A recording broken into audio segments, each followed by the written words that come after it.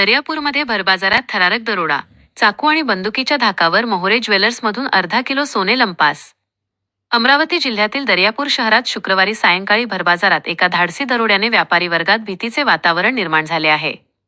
शहरातील मोहोरे ज्वेलर्स या सराफा दुकानात 4 अज्ञात दरोडेखोरांनी चाकू आणि बंदुकीचा धाक दाखवत सुमारे अर्धा किलो सोन्याचे दागिने लंपास केल्याची धक्कादायक घटना घडली. ही घटना सायंकाळी 7:57 सुमारास घडली.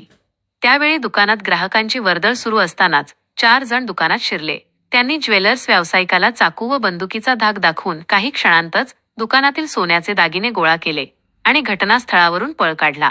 प्राथमिक माहितीनुसार चोरट्यांनी लंपास केलेल्या सोन्याच्या दागिन्यांचे वजन सुमारे अर्धा किलो असून त्यांची किंमत 40 लाख रुपयांहून अधिक असल्याचा अंदाज व्यक्त करण्यात येत आहे.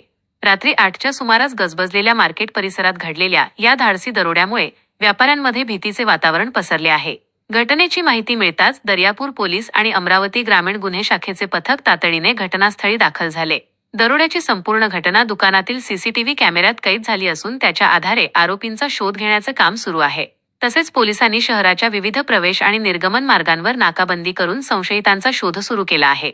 या थरारक दरोड्यामुळे दर्यापूर शहरातील व्यापारी वर्गात मोठी खळबळ उडाली असून आरोपींना लवकरात लवकर अटक करण्याची मागणी व्यापाऱ्यांकडून करण्यात येत आहे. दर्यापूर पोलीस आणि अमरावती ग्रामीण गुन्हे शाखेकडून या प्रकरणाचा पुढील तपास सुरू आहे.